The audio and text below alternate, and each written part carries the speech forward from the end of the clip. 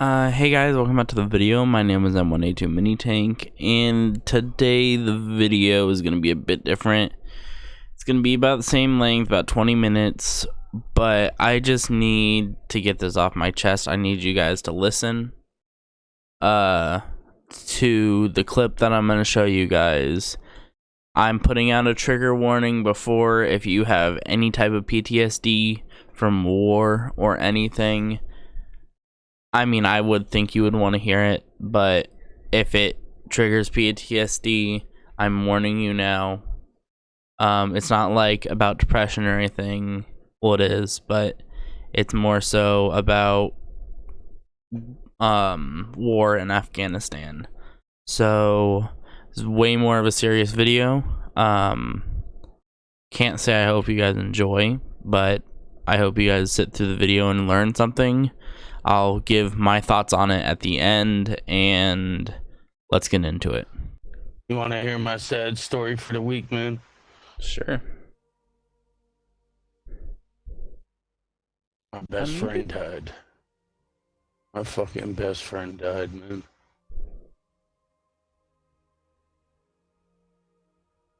Monday morning, man. I talked to him just before he died. They found him laying in his mom's house, man. This is a kid that I played Xbox with. Fucking 15 years we've been friends, man. He's been over my house, dated my daughter and everything, man. Damn. Me and him talk 2-3 times a fucking day, man. And he fucking just 36 years old. Damn, what happened? Don't know yet, but what does that mean? Why? Why what? I don't know what your boy means when he wrote me and said why. I don't know. Fuck he's doing. I've been fucked up all week. And just like, just sitting at my fucking desk, just not even getting none of my work done, nothing, just making it through a fucking day.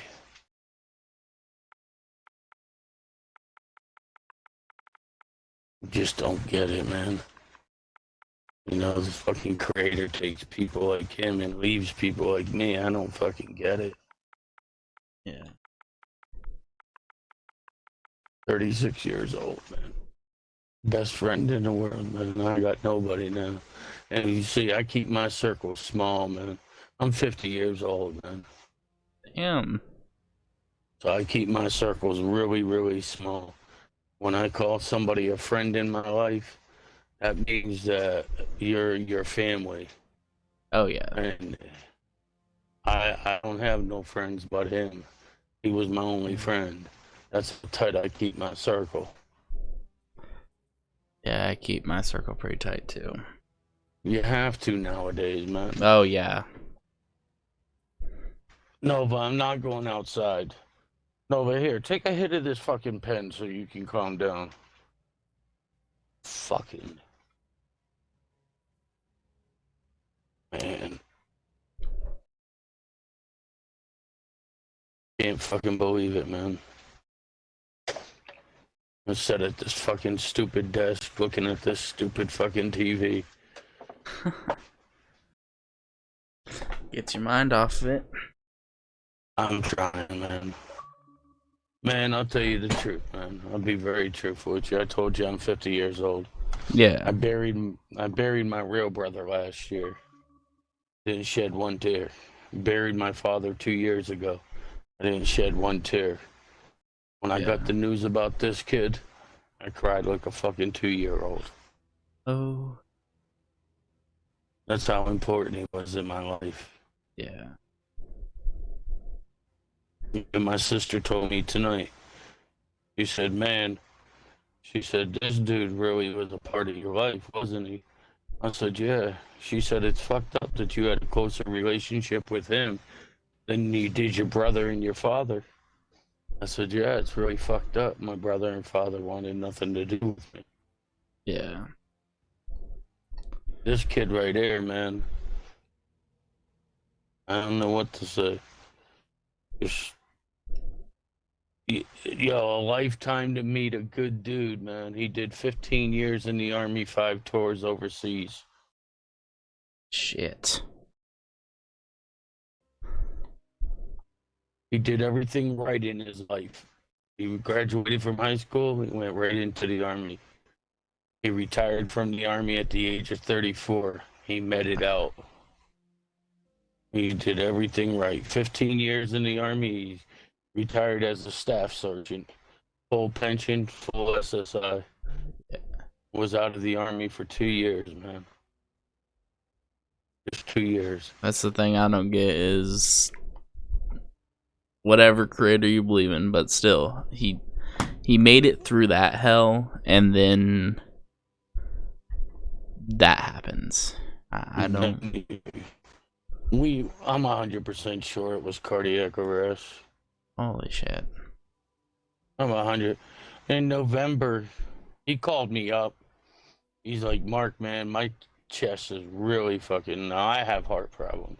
He's like, my chest is really fucking hurting, and it feels like I'm ripped my muscles. I said, you better drag your ass to the doctor, dog. And he wouldn't go. Then his mama talked to him. Then I talked to him again. He finally went. They found that his enzymes were high. I don't know if you know a lot about heart disease. I know a decent amount. My mother is a nurse, and she works on the damn heart floor, so. There you go. So you know when somebody's enzymes are high, that's the first sign of a heart attack. Oh, yeah. And so they kept him overnight and monitored him. And then he went through all the screenings and everything. And the doctor said there was nothing wrong with him. He didn't have a heart attack or anything. And then Monday morning, he called me up, man. He's like a 17-year-old kid, man. It was just like, man, I had a good workout this morning. I puked. I feel all right. I'm going to go shopping with my mom and my brother for a camper because his mom was buying a pull-behind camper. Yeah. And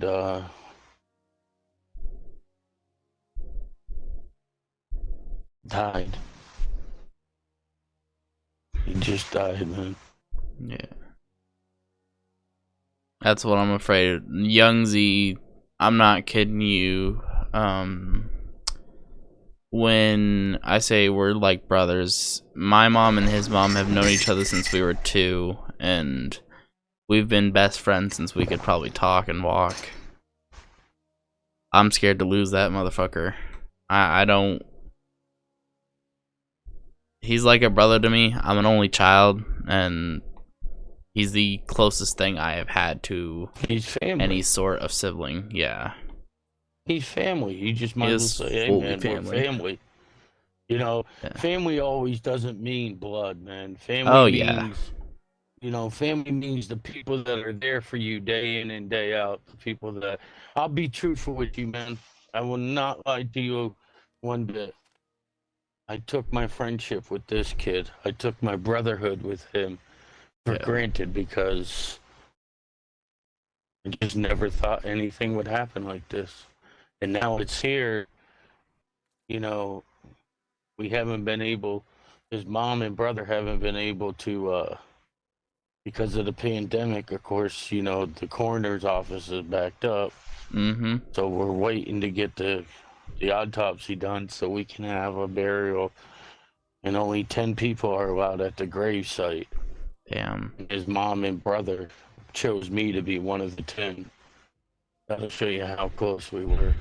Like his mom calling me to get personal information about him, like his passwords to his Xbox and everything. Oh, yeah. You know, so, I mean, fuck, dude. Fuck. I'm 50 years old, man, and I just lost. I mean, my daughter is devastated. My wife never cries. I haven't seen my wife cry for any funeral or anybody, and she cried. She's crying, and it's tearing me apart because, as a man, you know this. Oh yeah. As a man, you're supposed to be able to fix everything. But how do you fix this? You fucking can't. You just can't fix it. Yeah. So when I say I took his friendship for granted, it's not like I used him. It's just No. I always thought he would be there. Yeah, you never thought you'd lose him. I always thought he would bury me. Yeah. I really did. I always thought he would bury me. We talked about it all the time. And now to sit here and think that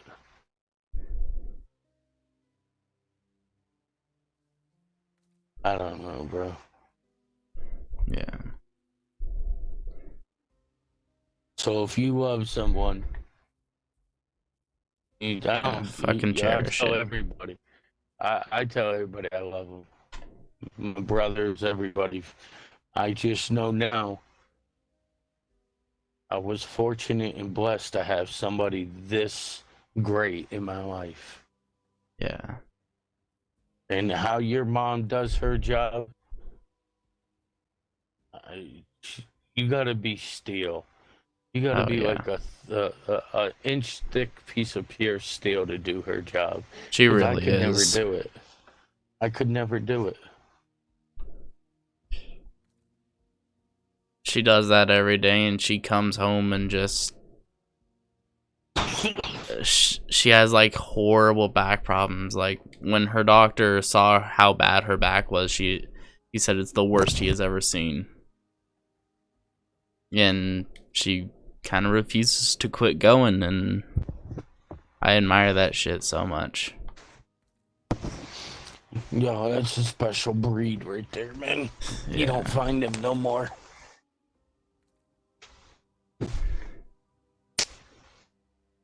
You just don't find people like your mom no more. Yeah. You know, my brother, he's 51 in a couple days. He's with a girl. Been dating her for, say, I don't know, 12, 13 years now. Yeah. Very unhappy. Very unhappy. What? I don't get that shit. So, last year we buried my brother, and Yeah. him and that brother were very close. They were very close. They had a relationship. Yeah. He told me the other day, he said, I'm gonna die just like Tim. He said, I'm gonna die unhappy with a person I'm not happy with. But if you know this, brother, let's change it. Yeah. Let's change it, man. No, man. I hate to put it this way, but there's a girl out there for you that will appreciate. Listen, my brother works probably 10 hours a day doing heavy construction. He builds houses on the ocean. He comes home, Damn. he cooks dinner. He comes home, cooks dinner, cleans up after dinner, gets up in the morning, he does the laundry. When I say he does the laundry, washes and folds the laundry, cleans the house, and then goes to work. That's how sorry this girl is. He's with. Really? Yeah. Oh fuck.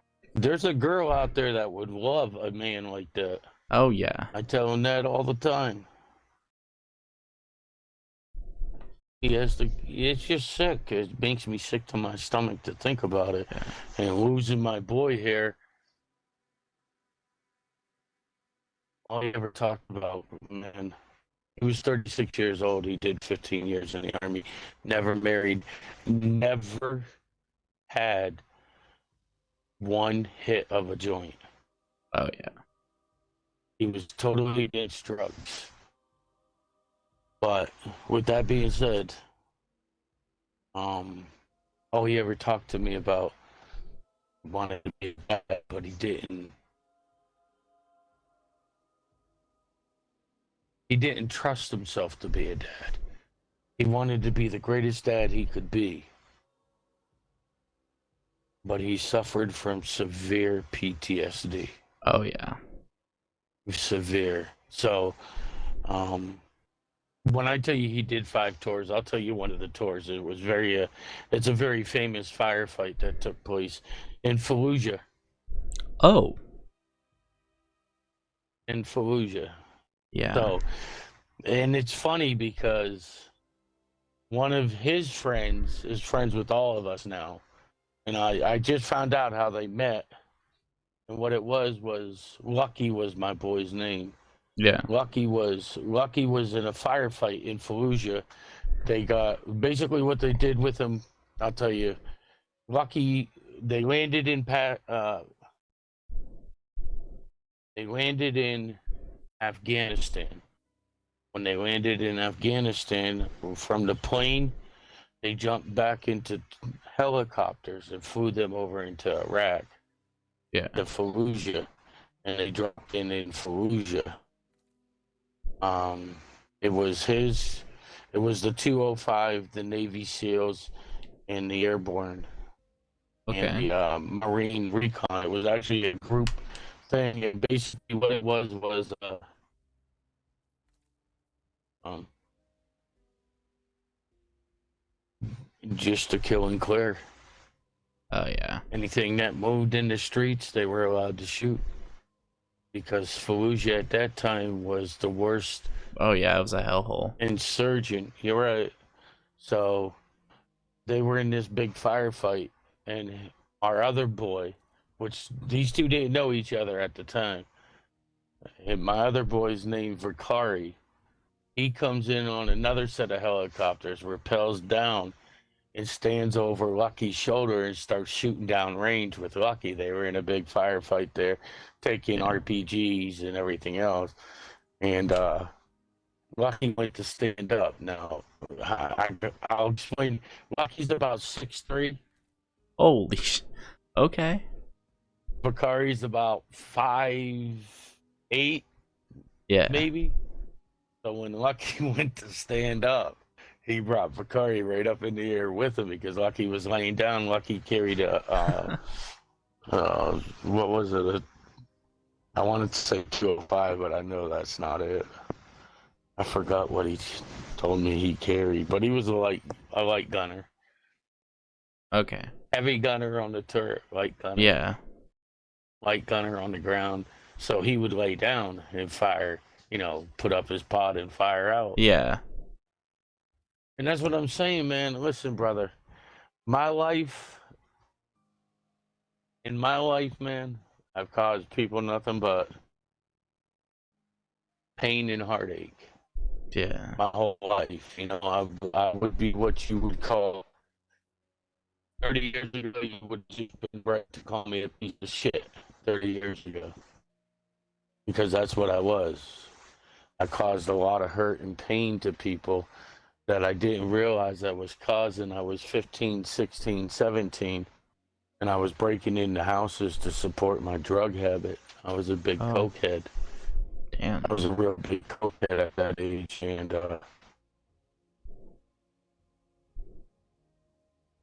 one of my witness statements was from an old couple, a victim impact statement. Mm-hmm. It was from an old couple. And I broke in their house and I took all the jewelry and everything. And I remember it clearly.